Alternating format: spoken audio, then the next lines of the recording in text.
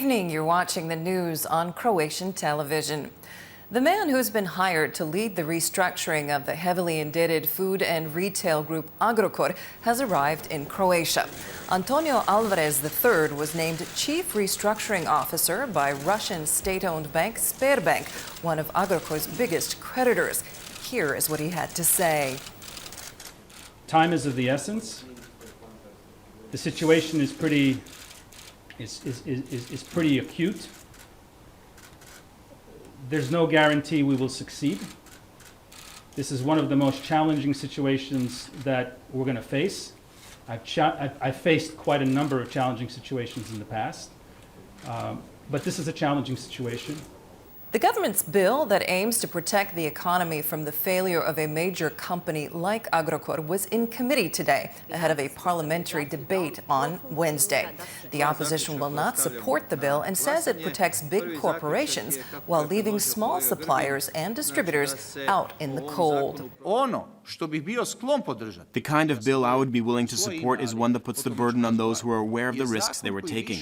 Why protect those who profited from taking risks? I mean the banks. Is our goal to protect financial services or production in this country? We are giving companies time to stabilize so that creditors have a better chance of securing their demands. The point isn't to deny someone the right to secure payment, but to achieve sustainability through the restructuring of the business. Small suppliers owed by Agrokor are worried how the resolution of this crisis will affect them. Agrokor owes small farmers around €2 million and another $2 million to distributors who buy from small farmers. They are concerned the standstill agreement between Agrokor and creditors could sink their businesses. Under the standstill agreement, the parties are not to demand payment for 6 months. We have cases where Agrokor has been in debt to family farms for 6 months or longer. In another 6 months, I'm afraid some 10,000 small farms will be out of business. Prime Minister Andrej Plenković opened an international trade fair in Mostar today. Croatia is the fair's 2017 partner country. Trade between Croatia and Bosnia and Herzegovina amounts to €1.8 billion annually. Croatia's exports to Bosnia are twice that of its imports. Bosnia was Croatia's sixth largest trading partner in 2016, while Croatia was Bosnia's largest trading partner. I'm also pleased that Croatia has invested €1 billion into Bosnia and Herzegovina in recent years. That's nearly 20% of our foreign investment, a good indicator of just how important Bosnia and Herzegovina is to us. Before opening the fair, Prime Minister Plenković held an informal meeting with the chairman of the Council of Ministers of Bosnia and Herzegovina, Denis Zvizdić. They have agreed to hold a joint session of the two countries' governments in early June. We expect to sign 4 to 5 important agreements and reach an agreement on projects that will improve economic cooperation. We use this opportunity to address Bosnia and Herzegovina's path to EU membership and the government's efforts to answer the European Commission's questions, which are due by the summer. We hope that after careful consideration, the European Commission will propose Bosnia and Herzegovina be granted candidate status. President Kolinda Grabar-Kitarović is on a state visit to Ireland. She spoke today at Trinity College and met with lawmakers and members of the Croatian-Irish Parliamentary Friendship Group. Nevertheless, there is one example that I would like to replicate in Croatia, and that is Ireland used to be a country of emigration, and now it's a country of immigration.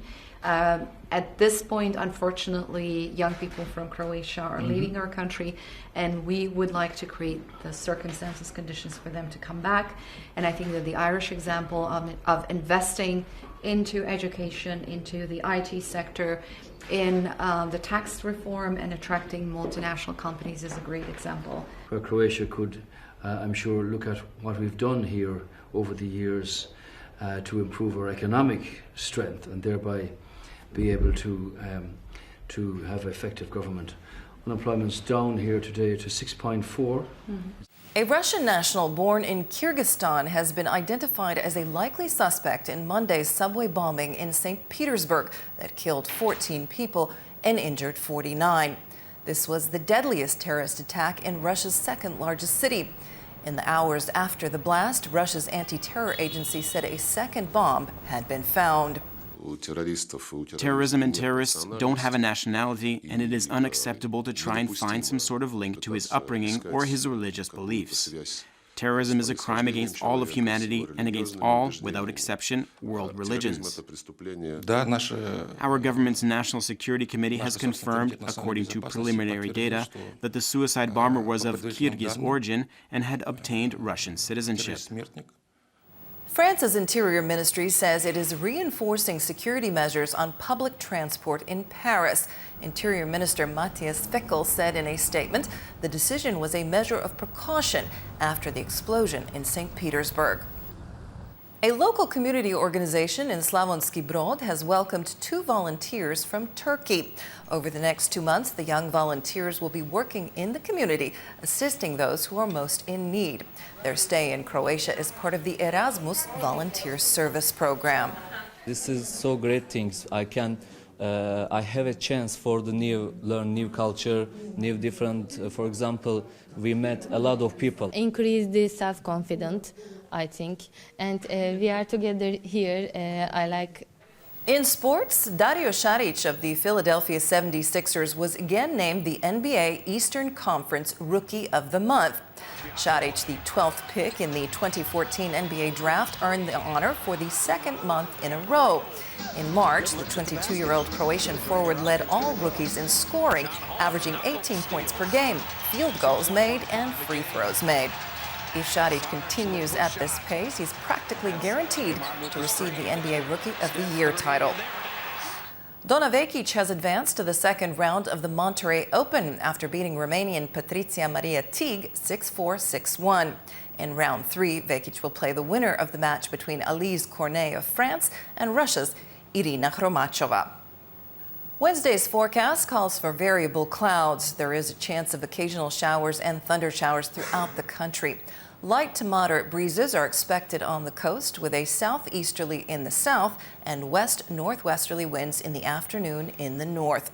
Morning lows will range from 5 to 11 degrees in the interior and from 10 to 13 on the Adriatic. The day's highs will be between 13 and 18 degrees. Temperatures will be cooler in the interior this week. Scattered showers are expected on Thursday. There will still be some rain in the east as we move closer to the weekend, when more sunshine is expected and temperatures will rise again. On the coast, unstable weather is expected on Thursday, with rising northeasterly and northwesterly winds, which will be particularly strong on Friday. Daytime temperatures will remain about the same, but mornings will be brisk. And that brings us to the end of our program. Thanks for joining us. We'll see you again tomorrow.